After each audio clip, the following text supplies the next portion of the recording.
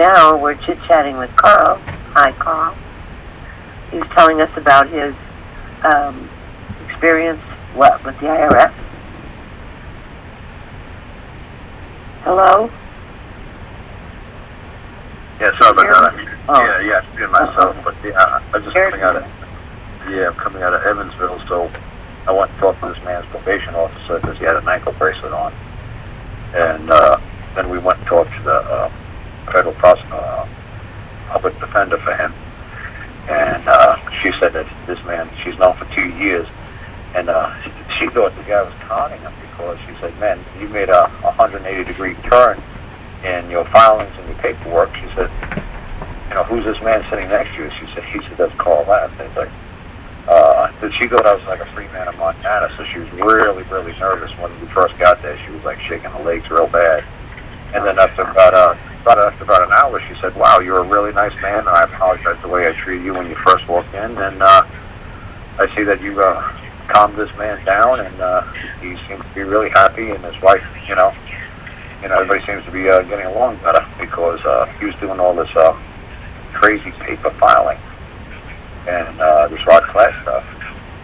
And that's what the lady said. She said, are you a sovereign citizen? She said to me, I said, oh, no, ma'am. I said, I'm trying to calm these people down to show them how to get in and out of here so quick it's not even funny.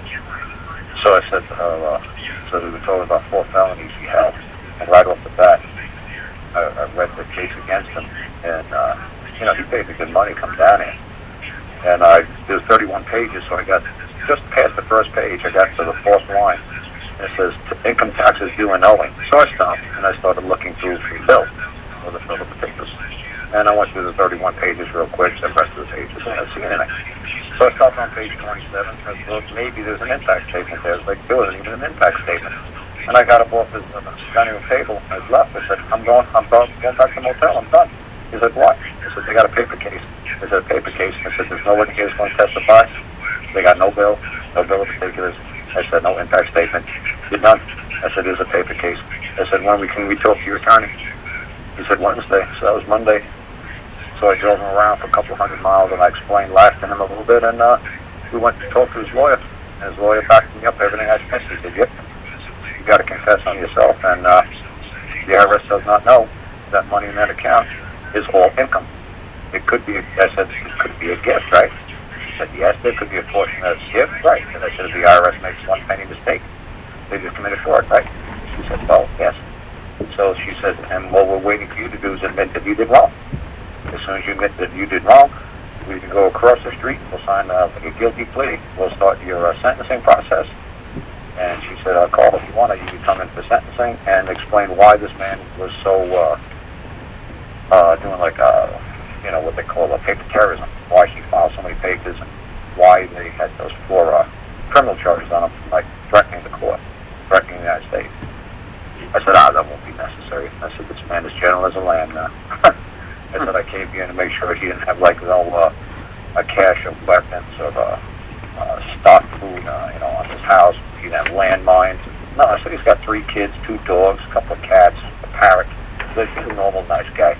He's just a good old boy. He's got smoking a Bandit Trans Am that he's had for 30 years. I said, he ain't gonna hurt nobody.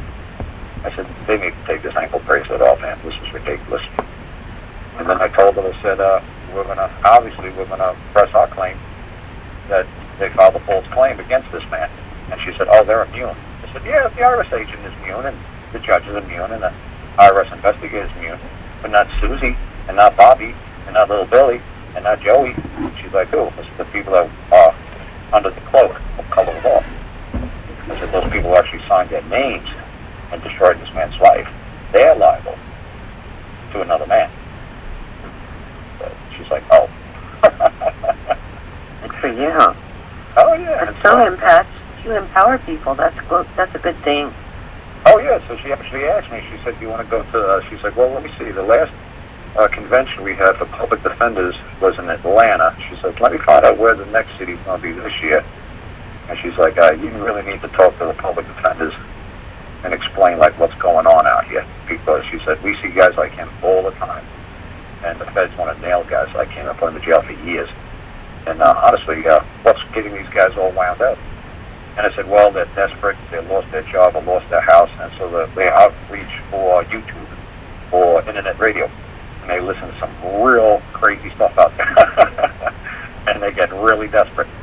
And as he said, right, he says, now after talking to Karl, I really appreciate the banks because I know now that if I couldn't pay my loan, I could have made an offer for them of $10 a week or $100 a month. And we could have negotiated some sort of settlement instead of not paying anything on it and letting them foreclose on me. He says, I should have made them an offer instead of just ignoring their letters. I said to her, that's all I'm trying to do is get people to understand you just have to write letters back and forth and keep the line of communications open. Because there's another man I'm working with in Chicago, and he's getting letters from the Attorney General within a day. He's responding back. He says, wow, Paul, for years I always did this, rebutted the presumption, and everything went unrebutted, so it's standard as true. He said, I never got a response from the Secretary of State. He says, man, as soon as I write him, he writes me right back within a day. Boom. He says, I get a letter right back. And I said, do you notice how he ends his letter? He says, yours truly. So what he's saying, he's truly yours. It's not he's not in love with you, the Secretary of State. He's saying he is truly yours. He's yours truly. He's saying he is the servant and you are the master. And he said, call me anytime that you need to answer any questions from me. I'll answer anything you have. And he explained every minute detail of his DUI, of why he's a petitioner, why he's taken to court, why it's not a court, why it's not a trial, and why it's an administrative hearing. So the Secretary of State is explaining to him in minute details like what I do with you guys. So now just getting confirmation from the Secretary of State of Illinois. So these people just don't think it's my crazy belief. You know, so of course it's crazy. They're not that nice. So I said, oh yes they are. If you know how to talk to them. Hold on a second, Karl. Joe, if you're on the call, press *8.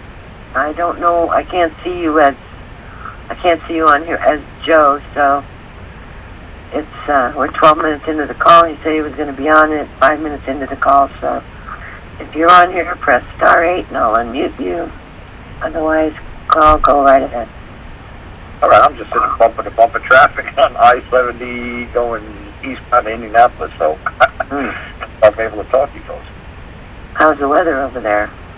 Nice. It's 80 and sunshine, and it really calmed down. It was extremely hot this past week, but it's nice. LA calmed down too, right?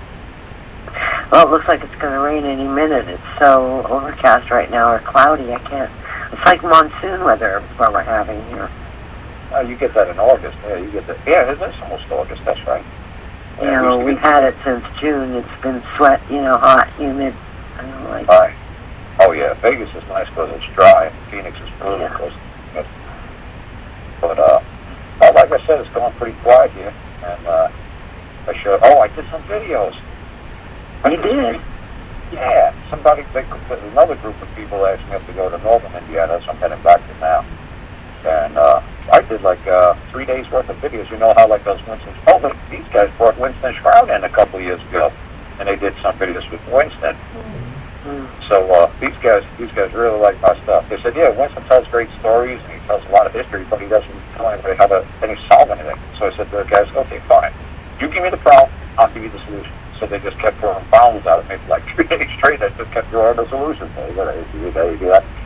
And one guy said, well, we know Karl's real because he doesn't redact anything. Like all this paperwork, nothing is blacked out. So everything that he says he has no problem. I even wrote my Social Security number on the board for everybody in the video. I said, it's not my number. I said, Social Security is the IRS's number. It's not mine. They just had to give it to me. And I said, if I choose to use it, I use it. If not, I said, it's not my number. I said, you want to know my number? Here it is. I put it on the board. I said, it ain't mine. He said, it's bad. I said, so how can they hold me liable for something that is not mine? I don't claim. So these guys are like, yeah. So, like I said, it's fun. I did 3 days worth of videos, and I showed them how to set up their own court. These guys doing their own common law court back in the 80s and the 90s. So, and they were going nowhere. And they tried to arrest the governor back in the 90s. So a lot of them went to jail. So I said, look, guys, I'm just here to calm it down. I said, you want to know how to use a public building? This is how you make a claim to use a public building. I said, make a claim from 12 o'clock till 1 o'clock on Friday afternoon, and that you want to access a court room, the building, and that you want to have common law matters addressed between, like, say, 12 o'clock and 1 o'clock on Fridays, because it's basically closed anyway. But you know what, Karl? I think our guest speaker has arrived. Joe, are you with us? Yeah, I'm just looking over some of the links here. Oh, okay. Well, let me let Karl finish up, and then you'll come on. Okay. Sure. Oh, I want to hear this guy. Yeah, I love this guy, because somebody said that he was pretty good last week. Some lady called me. Oh, some lady. Remember that lady? She was getting she was making $100,000 with General Motors last year, and she was coming home with $995. She sent me her IRS returns for the last 3 years. She was coming home with $19 to $20 a week out of a $2,000 paycheck. So I showed her how to amend her W-4, and she got her paycheck restored. Oh, thank God. Oh, awesome. Yeah. So, see, there you go. And she did something wacky. She says, and I only want to be paid with real money. I said, don't break that. I said, you know what? Forget it, lady. As long as they gave you your paycheck back, that's all that matters. Well, Joe, this is Karl. Karl, this is Joe. Hey. Hey, Karl, how you doing? Hey, all right? Yeah, somebody said that you were good. Some lady called me up, and she thought you were pretty good. So I said, hey, let me listen in. Well, good. I'm glad you made it. Thank you. I want to jump right in. Let me introduce you first, everybody. Our special guest speaker has arrived, and he wants to be introduced as Joe Alvarez, and I posted some of his stuff on the website. So if you go to myprivateaudio.com, go to the guest speakers page and click on his name, Joe. You can see some of his stuff there, and the rest will be coming.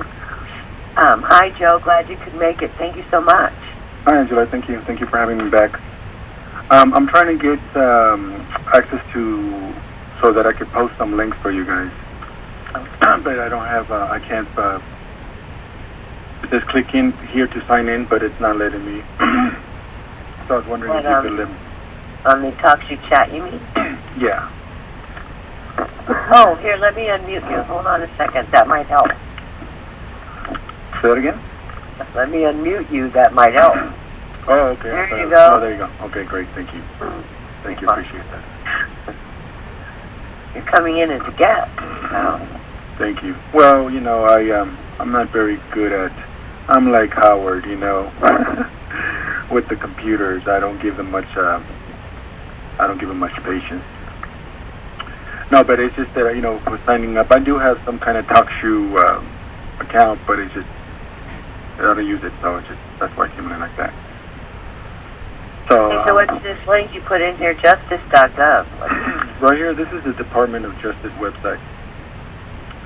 So I just wanted, like, to just jump into it and mention, like, Karl was talking about the common law. And last week on the call, I mentioned the common law is codified and is within the, you know, just in the civil code. And if you go over here to the website that I just posted, at the very, very top of the header, it says the common law is the will of mankind, issuing from the life of the people. So they're putting it up there that the common law is the will of mankind. That is what you guys are asking for right here. But it also says it's the will of mankind. And if you don't have a will, then how are they going to know that that's your will? So one of the things that I'll be posting up is the will over here for California that the bar expects you to file into your paperwork. You could file your own, of course, but this is, you could say, a statutory will. So one thing that I wanted to mention to folks is, you know, I don't know if you got the memo or anybody put out a memo, but I was going to talk about the airship tonight, basically how you get your airship. And that's truly what you're seeking. You have an airship, but no one has given you a will where it says that. A lot of folks, you know, they pass away and they think, well, I don't have anything, so I'm just going to give this to that person, that person, that person, and I just have bills to pay. And then, you know, if they don't leave a will, then the estate automatically goes into probate. It's summary probate. That's what they call it.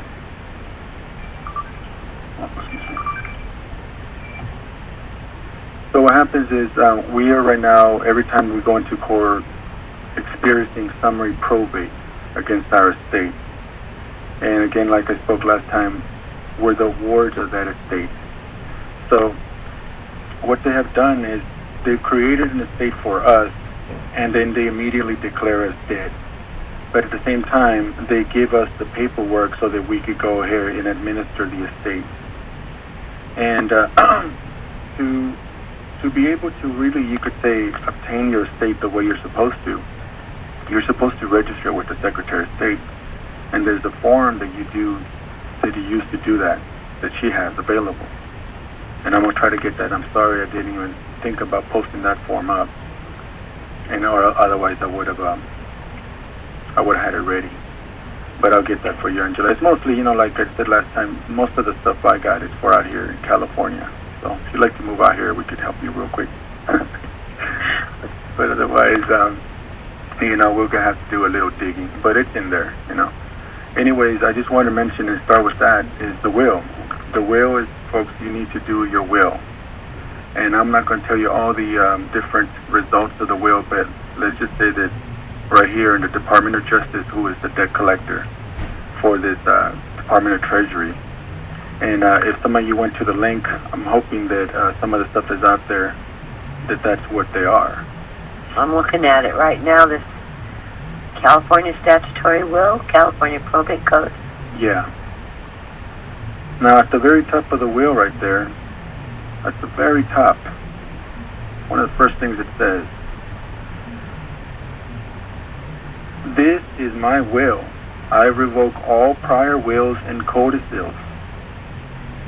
Okay? Mm-hmm. So once you do this right here, whatever the heck they have over there, pretending that they own your estate, this cancels it out, because you are saying, and you don't have to use this will. But what I'm trying to tell you is that whatever you do when you're doing your will, you must have that statement on your paperwork. This is my will. I revoke all prior wills and codicils. So that birth certificate automatically, that you could say is an inheritance that somebody left. It's a piece of paper that the birth certificate, folks, is indenture certificate. It's a certificate that basically proves that there's a liability to you, and that certificate is used. They issue, like you guys know, they issue notes against it. But that is it's a voting stock certificate. You are partial owners of this franchise, this corporation called the United States. And you would say technically as a franchise of the United Nations. But you're partial owner of the corporation, and that's why one of the representatives out here in California, he said it straight out.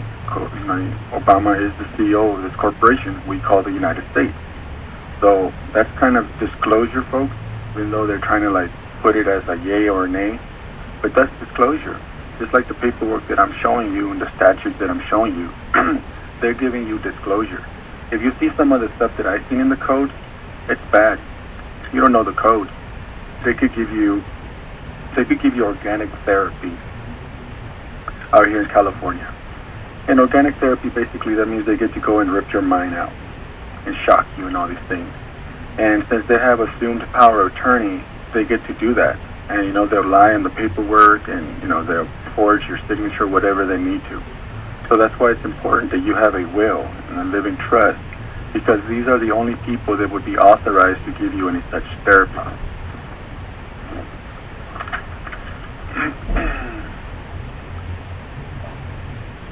Okay. Anyhow, the heirship, folks, the heirship is that certificate right there. I mean, well, you could say that is part of the certificate. That is an asset of what is called your trust corpus. And your trust corpus really is you. You are ultimately your trust corpus. You are the estate, ultimately. If you had nothing,